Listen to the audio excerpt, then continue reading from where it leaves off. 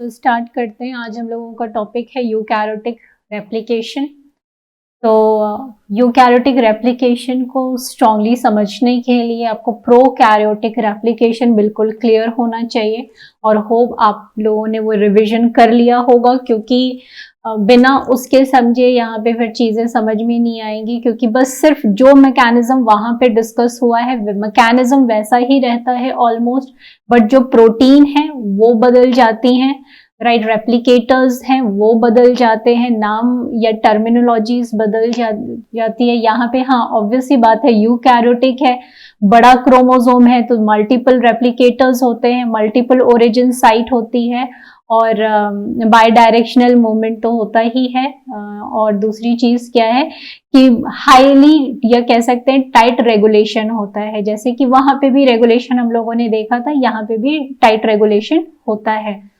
तो हाँ, हम लोग इंट्रोडक्शन देख लेते हैं। इंट्रोडक्शन मीन्स व्हाट, कि जैसे कि हम लोगों ने प्रोकैरियोट में ये स्लाइड देखी होगी आप लोगों ने, जहाँ पे हम लोगों ने बात की थी कि रेप्लिकॉन, तो यहाँ वहां पे क्या होता है कि एक जीनोम में एक ही ओरिजिन साइट है, एक ही रेप्लिकॉन ऑब्वियसली अवेलेबल है, तो वहां पे रेप्लिकेटर और इनिशिएटर भी एक ही थे।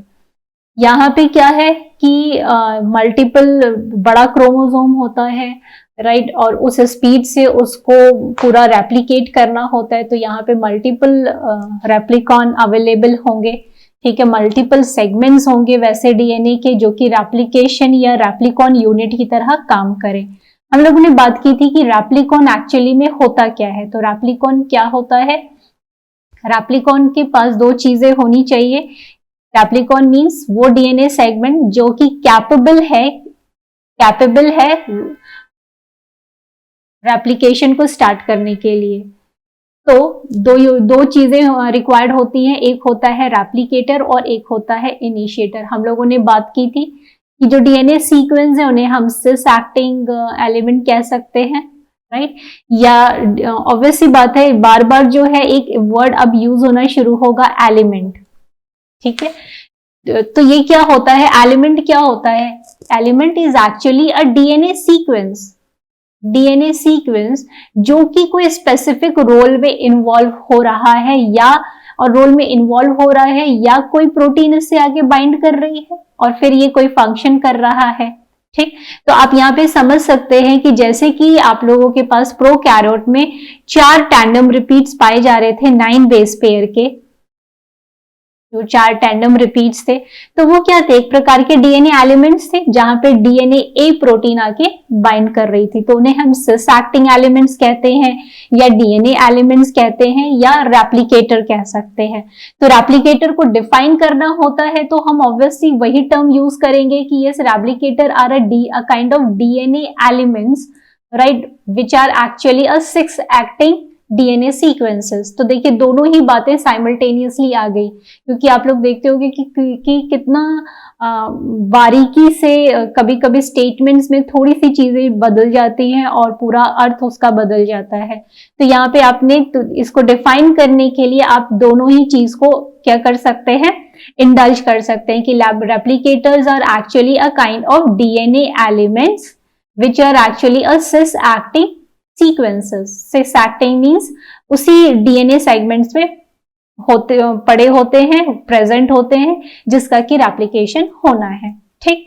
अब ये जो सिस रेप्लिकेटर है, इसको हम लोग कह सकते हैं कि कुछ जो रेप्लिकेटर होते हैं उसमें एक सेगमेंट हो सकता है जहां पे इनिशिएटर प्रोटीन बाइंड करे आके, और एक ऐसा सेगमेंट होगा जहां पे 80 रिच रीजन्स होंगे, जैसे कि प्रोकैरियोट के केस में। अब आप अगर एफिशिएंटली आपने रिवीजन किया है तो आप रिलेट कर पा रहे होंगे, जैसे कि प्रोकैरियोट के केस में 13 बेस पेयर के जो 3 टैंडम रिपीट्स होते हैं वो क्या थे, 80 रिच रीजन थे, और क्या था, और जो 4 टैंडम रिपीट्स या 5 टैंडम रिपीट्स जो है 9 बेस पेयर के थे, वो क्या थे, वो रोल प्ले कर रहे थे डीएनए ए प्रोटीन की बाइंडिंग के लिए, ठीक है। तो यानी 2 डीएनए एलिमेंट्स हो गए जिससे कि एक इनिशिएटर प्रोटीन बाइंड कर रहा है और जिसमें कि 80 रिच रीजन सीक्वेंसेस हैं। तो उसी तरीके से यहाँ पे भी आपको देखने को मिलेगा। और दूसरी चीज इनिशिएटर क्या होते हैं, इनिशिएटर प्रोटीन्स होती हैं। एक्चुअली में ये प्रोटीन्स क्या होती हैं, वो जाके इन्हीं डीएनए एलिमेंट्स या रेप्लिकेटर से बाइंड करती हैं। ओके, तो यहाँ पे भी आप देखिए इनिशिएटर को डिफाइन करने के लिए क्या वर्ड यूज किया जा रहा है कि इनिशिएटर भी प्रोटीन होती है जो कि कुछ स्पेसिफिक डीएनए एलिमेंट्स को यानी सिस एक्टिंग डीएनए सीक्वेंसेस को ऊपर जाके बाइंड कर रही हैं, ठीक है, और रेप्लिकेटर को एक्टिवेट कर रही हैं कि भाई रेप्लिकेशन को आप स्टार्ट करें या इनिशिएट करें। ठीक, तो अब हम लोग ये ऑब्वियसली वहां पे भी डिस्कस किया हुआ था कि इनिशिएटर प्रोटीन्स जो है वो बैक्टीरिया में, वायरसेस और यूकैरियोटिक सेल्स अपने रेप्लिकेशन मैकेनिज्म में यूज करते हैं।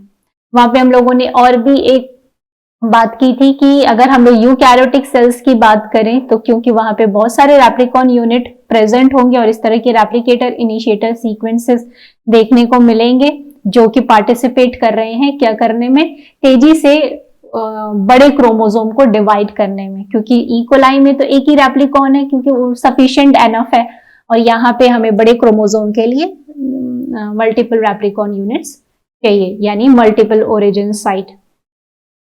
तो अब हम लोग बात करने वाले हैं यूकैरियोट के केस में क्या होता है रेप्लिकेटर्स और इनिशिएटर, यानी क्या स्पेसिफिक डीएनए सीक्वेंसेस होते हैं,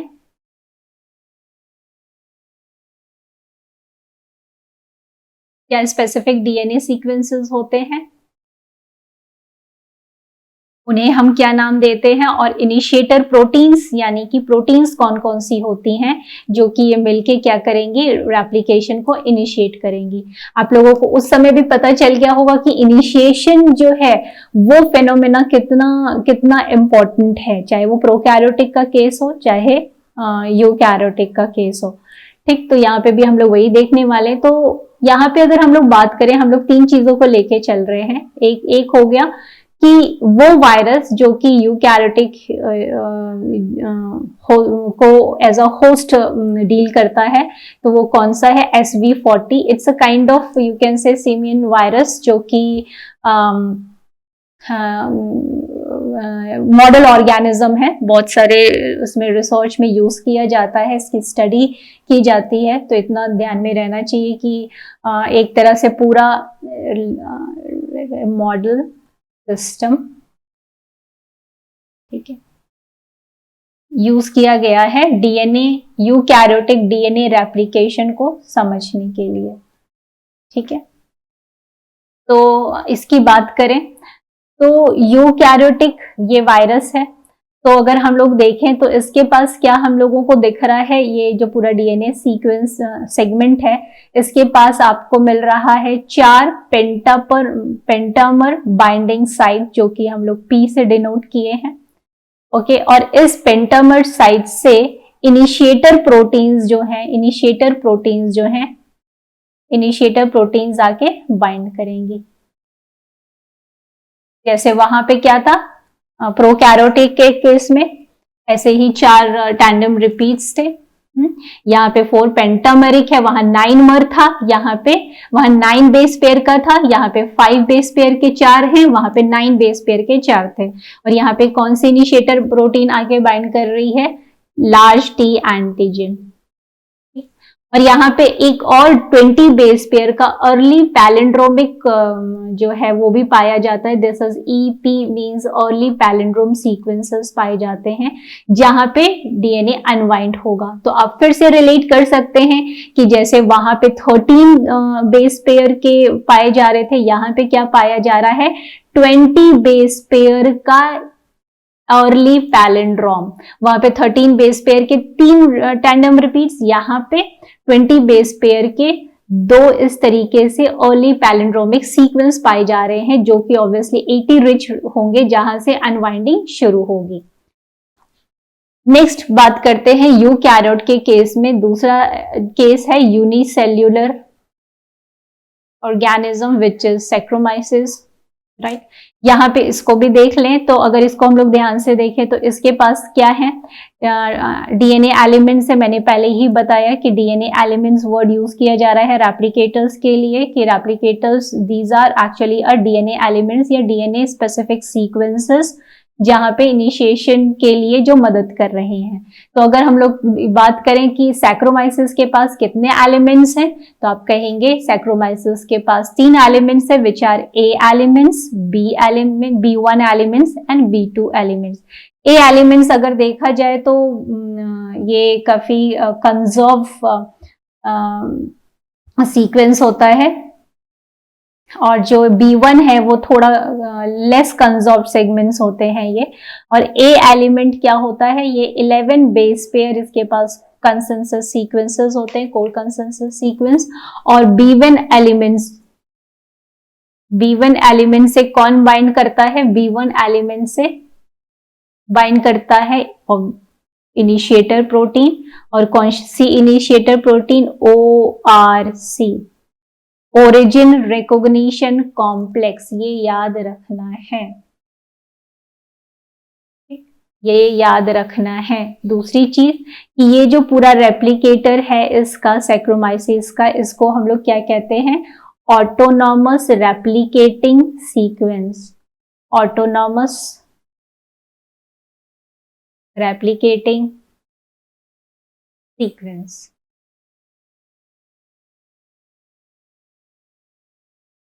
ओके, तो ये अगर हम लोग देखें तो द B2 एलिमेंट क्या कर रहा है, B2 element facilitates binding of DNA helicase to the origin. तो यहाँ पे DNA जो हेलिकेज है वो यहाँ पे आके बाइंड करेगा। तो इस तरीके से हम लोग, आप लोगों को याद रखना है कि इसकी जो रेप्लिकेटर होता है उसको हम लोग बोलते हैं ऑटोनॉमस रेप्लिकेटिंग सीक्वेंस। इसके पास 3 एलिमेंट होते हैं, ARS के पास A, B1 और B2, और A एलिमेंट के पास 11 base pair core consensus sequence होते हैं। B1 एलिमेंट से स्पेसिफिकली ORC बाइंड करती है, और B2 पर क्या होता है, हेलिकेज जो है वो बाइंड होता है।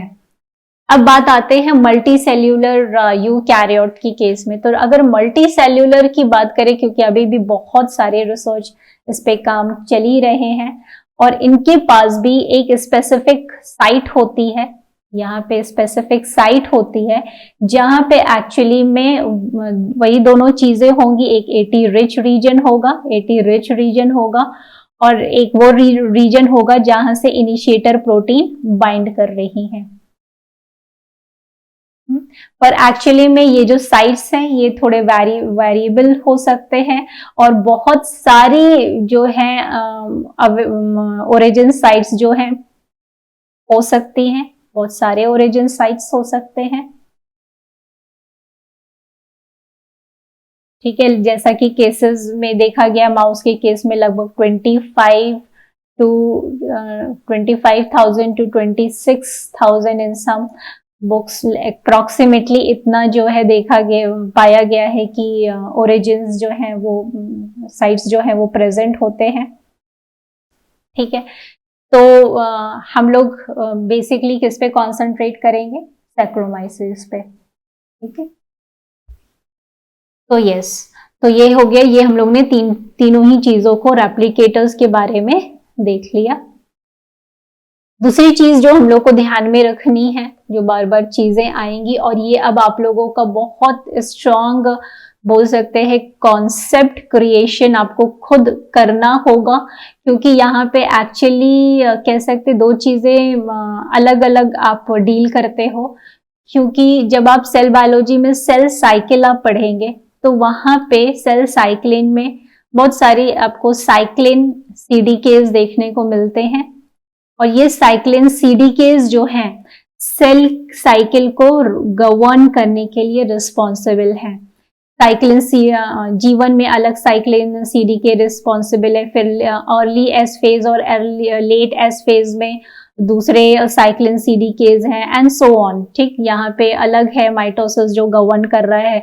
फिर माइटोसिस जैसे ही एनाफेज शुरू होता है तो वहां पे APC या साइक्लोसोम वो एक्टिवेट हो जाता है, क्योंकि एनाफेज में क्या होता है कि जो क्रोमोसोम्स हैं वो क्या होते हैं, सेपरेट अपार्ट होकर ऑपोजिट पोल्स पे जा रहे होते हैं। इसका मतलब क्या होता है कि अब एनाफेज हो जब शुरू हो गया तो इसका मतलब है वापस से प्रोफेज तो होना नहीं है, तो इसलिए एनाफेज प्रोमोटिंग कॉम्प्लेक्स जैसे ही एक्टिवेट होगा वो अपने पिछले जो भी चीजें हो रही थी, जो प्रोटीन्स प्रोफेज या मेटाफेज में रिस्पॉन्सिबल होंगी, उनको डिग्रेड करना शुरू होगा। यहाँ लॉजिकली आप बात सोच सकते हैं कि जैसे ही एनाफेज शुरू होगा, यानी अब क्रोमोसोम ऑपोजिट पोल्स पे जा रहे हैं, तो यानी जो प्रोटीन्स प्रोफेज या मेटाफेज में एक्टिव थी वो इस समय अब क्या होंगी, डिग्रेड करनी पड़ेंगी। तो बहुत सारे प्रोटीन्स होते हैं जो कि इवेंचुअली इसको गवर्न कर रहे होते हैं। तो वहां पे अब क्योंकि हम लोग जो रेप्लिकेशन बच्चों पढ़ रहे हैं वो कहाँ पे हो रहा है, वो एस फेज में हो रहा है, डीएनए रेप्लिकेशन एस फेज में हो रहा है। ठीक, तो जाहिर सी बात है कि अब यहाँ पे आप लोग मॉलिक्यूलर इस समय पढ़ रहे हैं तो आपका कॉन्सेंट्रेशन किस पे आ जाएगा, एस फेज में, और थोड़ा सा कॉन्सेंट्रेशन आपको ये भी रखना पड़ेगा G1 में। क्यों एस फेज में, एस फेज में तो डीएनए रेप्लिकेशन होना है, ठीक है, पर तैयारी पहले से करनी है आपको। आप उससे रिलेट कर सकते हैं कि कोई भी इवेंट आप अगर सोचें, सपोज किसी की birthday party and you want to celebrate, आप उनको सरप्राइज देना चाहते हैं, तो आप क्या करते हैं, पहले से ही तैयारी शुरू कर देते हैं। ठीक है, इस समय ये आ जाएगा, ये सारी चीजों की गैदरिंग, पर उसमें से कोई भी चीज जो है, जैसे फॉर एग्जाम्पल आप जो है बैलून ले आए हैं और बैलून पहले ही ले आए, उसको फुला भी थोड़ी देर पहले देंगे, पर उसको अगर फोड़ना होगा तो वो कब होगा, जब उसका एक्चुअली में टाइम आएगा केक कटिंग का। ठीक, तो यहाँ पे आपको वैसे ही चीजों को समझना है कि यहाँ पे क्या होने वाला है, कि यहाँ पे रेप्लिकेशन में जो प्रोटीन काम करने वाली है वो यहाँ पे मैन्युफैक्चर हो जाएंगी या प्रोड्यूस हो जाएंगी, in a very simple language manufacture हो जाएंगी। पर उनको क्या कर दिया जाएगा, उनको किसी तरीके से चाहे फॉस्फेट ग्रुप लगा के या रिमूव करके उनको क्या रखा जाएगा, उनको इनएक्टिव रखा जाएगा। पर प्रोड्यूस कर लिया गया है, पर गलती से भी ये कहीं एक्टिव ना हो जाए, इनके लिए कुछ ना कुछ करना पड़ेगा कि ये इनएक्टिव भी रहें। और जैसे ही ये इस यहाँ पे आएंगी, एस फेज में आएंगी, अब एस फेज में ही इनको काम करना है, रेप्लिकेशन शुरू करना है। एस फेज में फिर कोई प्रोटीन्स आएंगी और इनको क्या करेंगी, इनको एक्टिव कर देंगी। ठीक है, तो there are majority of mechanism, थोड़ा सा कंफ्यूजन जरूर होता है बट आपको ध्यान में ये प्रैक्टिस करनी होगी। तो यहाँ पे सेल बायोलॉजी के सेल साइकिल का कॉन्सेप्ट आपको रिलेट करना पड़ेगा, राइट, और जो चीजें यहाँ पे हैं उन दोनों को ही उन दोनों को ही आपको साइमल्टेनियसली चीजों को बैठाना होगा कि आप अपने कॉन्सेप्ट को स्ट्रॉन्ग बना पाए। और जो दोनों ही चीजों को इंटर रिलेट कर पाएंगे वो उतना स्ट्रॉन्ग कॉन्सेप्ट डेवलप होगा। क्योंकि जब आप मॉलिक्यूलर बायोलॉजी पढ़ रहे हैं तो हम यहाँ पर ही आपको सारे मैकेनिज्म बता दें, यहाँ पे ये हो गया वो हो गया, राइट, वो ठीक है, इनिशिएशन हुआ, इलॉन्गेशन हुआ, टर्मिनेशन हुआ, बट आप लोगों के लिए आपकी जॉब भी बहुत पर आप खुद सोचिए कि ये रेप्लिकेशन कितने इंपॉर्टेंट फिनोमेना से रिलेट कर रहा है सेल साइकिल से। तो हाँ, आपको सेल साइकिल की सारी चीजें जो है अगर आती होंगी और फिर आप यहाँ इंटर रिलेट करेंगे तो वो ऑब्वियस सी बात है, फिर वहाँ कॉन्सेप्ट जो है बहुत स्ट्रांग हो जाता है। तो अभी मैंने एक थोड़ा सा ओवरव्यू दिया कि आपके पास ये, क्योंकि हम बहुत ज्यादा डिटेल में नहीं जाएंगे, पर कुछ चीजें ऐसी मेंशन करेंगे जरूर जहां पे आपको थोड़ा सा ये जरूर लगेगा कि हाँ, हमें ये सब प्रोटीन्स के बारे में सेल साइकिल में, क्योंकि हम सेल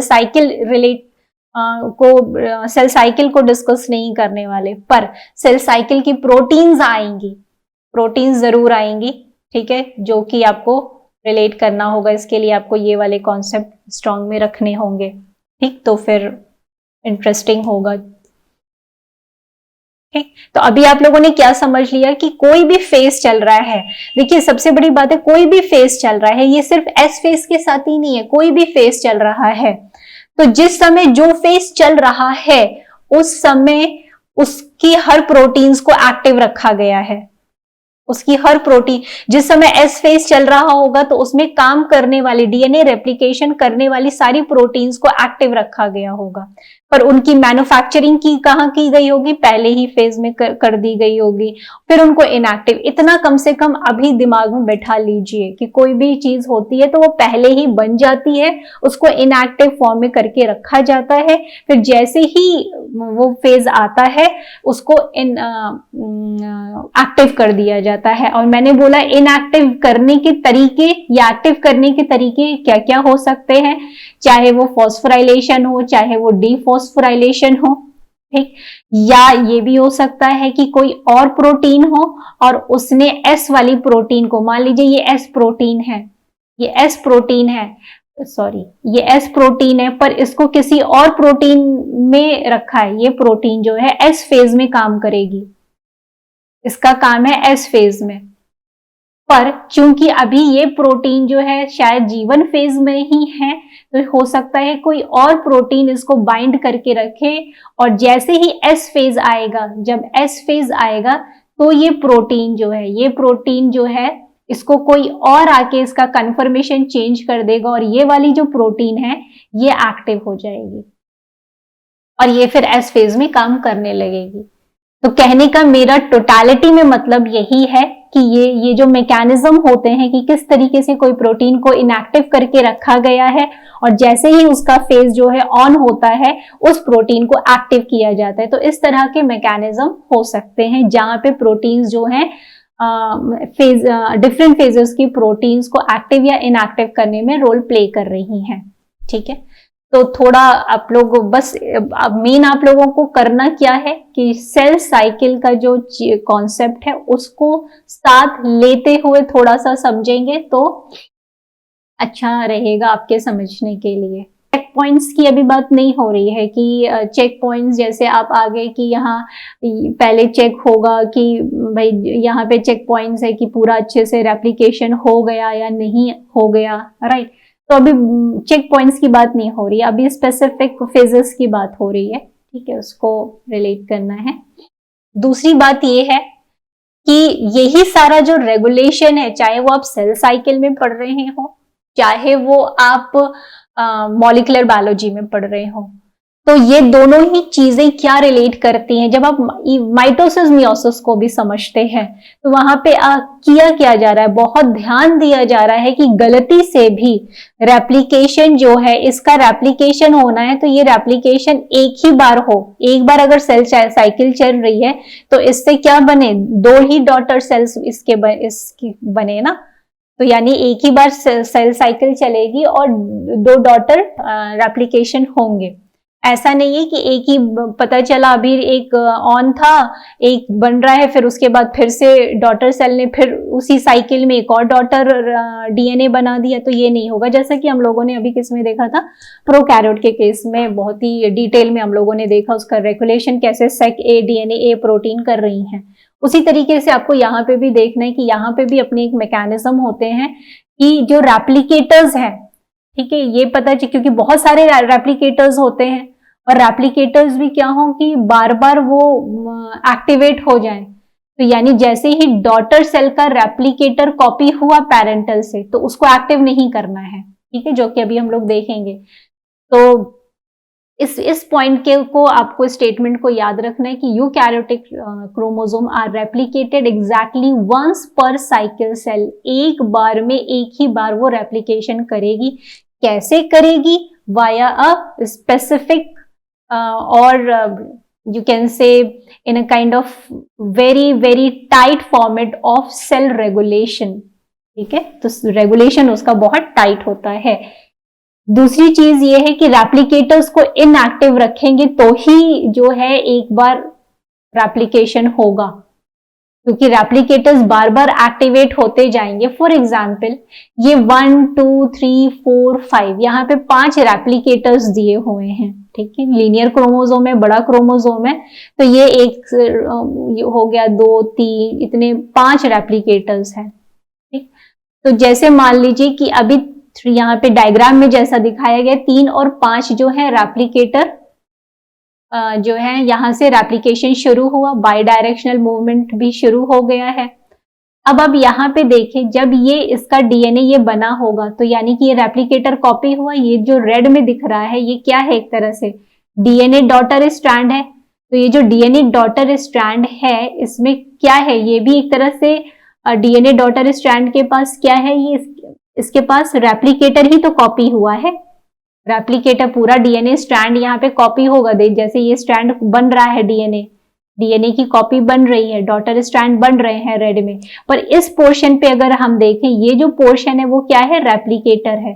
तो अगर ये रेप्लिकेटर भी ऑन हो गया तो पता चला ये डॉटर स्ट्रैंड जो इस तरीके से आपको रेड में दिख रहा है,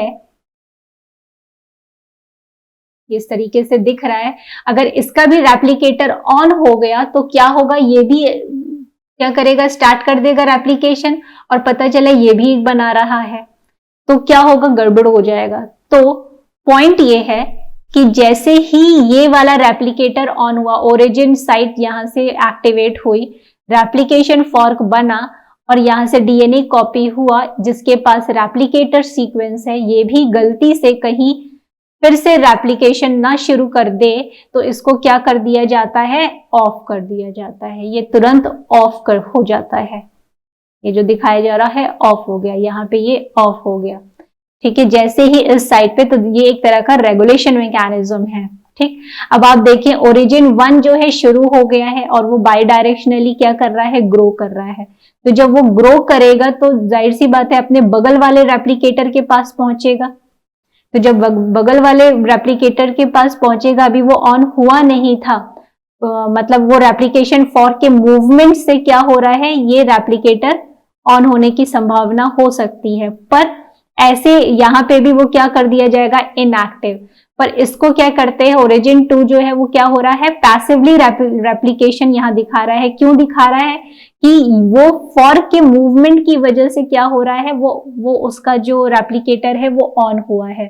तो जैसे ही वो ऑन होगा फिर क्या हुआ, फिर थोड़ी देर बाद ये ऑफ हो जाएगा। उसी तरीके से हमें आगे भी दिख रहा है कि किस तरीके से जो रेप्लिकेटर्स हैं वो क्या होंगे, जैसे जैसे मूव ऑन करेंगे रेप्लिकेटर्स जो हैं वो इनएक्टिवेट होते जाएंगे, जो कि कॉपी हुआ है। ठीक है, मैं एक बार फिर से बोल दे रही हूं, जो रेप्लिकेटर्स ये रेप्लिकेटर्स जो रेप्लिकेटेड डीएनए की वजह से ऑन हुए हैं वो क्या कहेंगे, वो पैसिवली रेप्लिकेट कर रहे हैं, दे आर रेप्लिकेटिंग पैसिवली। ठीक, तो जैसे ही रेप्लिकेटर ऑन होता है, रेप्लिकेटर पैरेंटल रेप्लिकेटर जैसे ही एक्टिवेट होता है और कॉपी बनाता है, पर वो तुरंत ही अपनी बनाई हुई डॉटर कॉपीज को क्या कर देता है, इनएक्टिव कर देता है। ठीक, तो जैसे जैसे रेप्लिकेटर साइट पे वो पहुंच रहा है, जैसे यहाँ ओरिजिन 4 पर, अब आप देखिए ये वाला फोर्क मूव कर रहा है, ओरिजिन 4 पे पहुंचा। अब जबकि इस रेप्लिकेशन फॉर्क के मूवमेंट की वजह से क्या हुआ, यहाँ पे ये रेप्लिकेटर ऑन हुआ, मतलब पैरेंटल जो ग्रे में है वो ऑन हुआ और फिर डॉटर स्ट्रैंड बनने लगी। जैसे ही डॉटर स्ट्रैंड बनी पर इसका रेप्लिकेटर जो है वो क्या कर दिया गया, ऑफ कर दिया गया या इनएक्टिवेट कर दिया गया। जो रेप्लिकेटर, फॉर एग्जाम्पल ये रेप्लिकेटर है, ठीक, ये खुद ब खुद इनिशिएट नहीं हुआ है यहाँ पे, वो इस किस वजह से हुआ है, जब कोई और एप्लीकेशन फॉर्क यहाँ मूव करता हुआ आया और ये फिर एक्टिव हो गया। इसको क्या कहा गया, पैसिव रेप्लिकेशन। हालांकि इस डायग्राम में जो 1 है वो खुद हुआ है, ये मैंने आपको यहाँ एक एग्जांपल दिया, जो 1 है वो क्या हुआ है, 1 जो है 1 पे कोई रेप्लिकेशन पहुंचा नहीं था, मतलब फॉर्क, तो वो खुद हुआ है, तो वो तो खुद एक्टिव, आप कह सकते हैं 1 और 3 एक तरह से क्या दिख रहे हैं, हमें एक्टिवली रेप्लिकेट कर रहे हैं। यहाँ पे डायरेक्टली रेप्लिकेटर्स जो हैं वो एक्टिव हुए और उनका रेप्लिकेशन शुरू हुआ है। पर अब अगर आप देखिए 2 और 4 को क्या हुआ, ये मूवमेंट की वजह से एडजेसेंट थे, बगल में ही थे, उसकी वजह से ये पैरेंटल रेप्लिकेटर एक्टिव हुए, इसलिए पैसिव टर्म यूज हो रहा है। तो अब आप देख रहे हैं कि कितना टाइट रेप्लिकेटर रेगुलेशन ही हो रहा है कि जैसे ही पैरेंटल रेप्लिकेटर ऑन होता है, डॉटर रेप्लिकेटर जो होता है वो क्या हो जाता है, इनएक्टिवेट कर दिया जाता है। तो जब डॉटर रेप्लिकेटर इनएक्टिवेट कर दिया जाएगा तो क्या होगा, मल्टीपल राउंड ऑफ आपको ऐसे दिखेगा नहीं, है ना, यहाँ पे कह सकते हैं कि डॉटर ने फिर से वो कर दिया, रेप्लिकेशन स्टार्ट कर दिया या इनिशिएशन स्टार्ट कर दिया, वो होगा नहीं। तो इस तरीके से replicators are inactivated by DNA replication। तो जैसे जैसे डीएनए रेप्लिकेशन होता जाता है, एडजेसेंट रेप्लिकेटर्स जो हैं वो क्या होते हैं, पहले पैरेंटल एक्टिवेट होता है पर फिर बाद में वो इनएक्टिवेट कर दिए जाते हैं।